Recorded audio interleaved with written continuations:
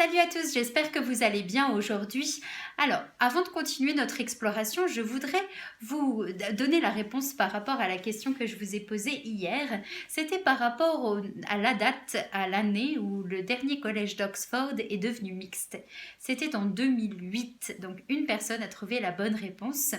Mais là, pour vous donner la petite anecdote, cette fois-ci, c'était un collège qui était réservé à la base pour les femmes et qui a accepté les hommes finalement à les rejoindre après.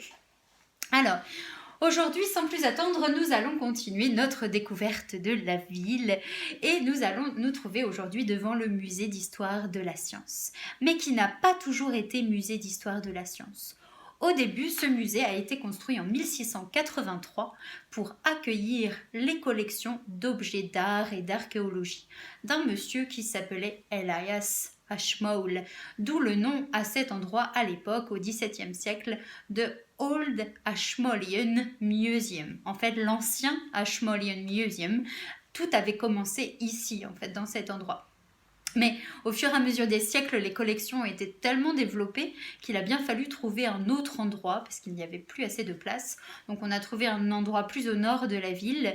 Cet endroit, donc on en parlera à un autre moment, mais donc c'est là où se trouve le nouveau Ashmolean Museum, et ça depuis le 19e siècle.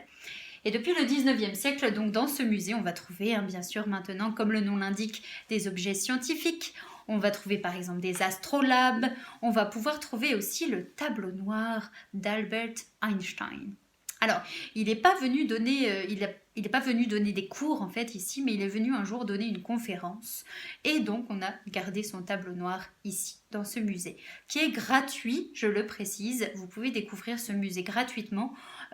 En temps normal, bien sûr, donc entre 14h et 17h du mardi au dimanche, d'accord? Donc c'est possible. Alors, par exemple, à l'intérieur de ce musée aussi, on va pouvoir trouver l'appareil photo d'un monsieur qui s'appelait Charles Dodson. Ce nom vous dit quelque chose, je pense. On en a déjà parlé, mais je ne vous avais pas encore montré de photo de Charles Dodson.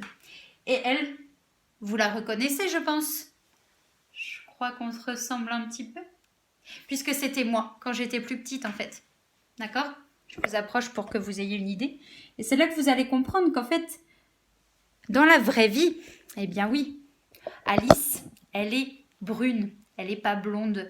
En fait, la façon d'être blonde a été juste personnifiée et romantisée, en fait, si vous voulez, pour le livre et pour le film aussi, surtout. D'accord? Alors, donc, maintenant, vous allez aussi pouvoir lier à Charles Dodson, vous savez, on a le dodo.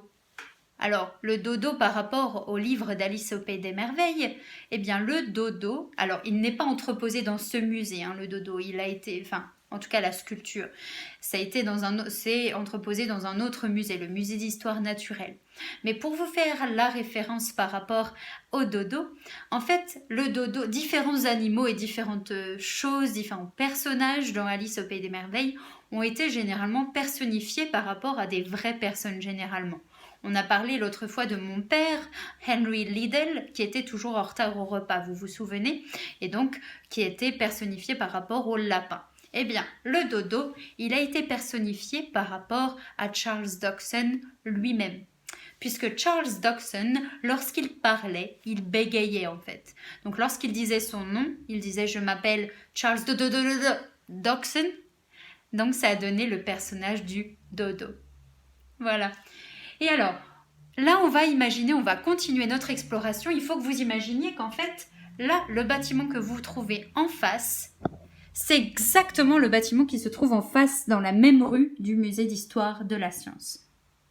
Cette rue s'appelle Broad Street, d'accord ?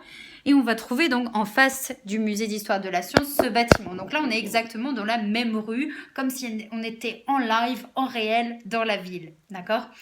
Et alors donc, Blackwell Bookshop, c'est certainement la plus grande librairie, je pense.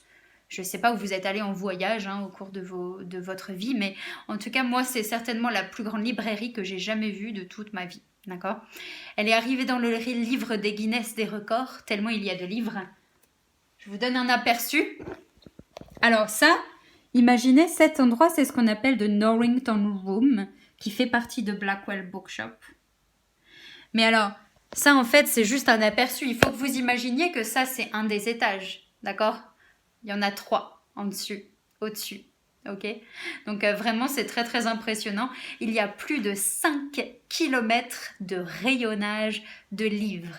Donc moi je vous dis, lorsque vous viendrez découvrir la ville à Oxford, allez faire un tour à Blackwell Bookshop parce que ça vaut vraiment vraiment le coup d'œil. D'accord? Rien que juste pour aller et venir comme ça sans forcément acheter quelque chose, mais juste pour le plaisir de la découverte. Voilà. Alors, aujourd'hui, nous allons nous arrêter là. J'espère que ça vous a plu. En tout cas, donc, vous avez certainement vu que maintenant, les vidéos seront postées sur cette page. Alors, n'hésitez pas à partager la page, à faire connaître, à faire découvrir à vos familles. Par exemple, surtout si vous êtes aussi locaux à Oxford ou si vous n'êtes pas locaux et que vous avez envie de faire découvrir à vos familles autour de vous. En tout cas, n'hésitez pas. Voilà, un petit j'aime, un petit pouce levé, hein, comme on dit. Et puis voilà. Alors en tout cas, bonne journée à tout le monde et puis à bientôt.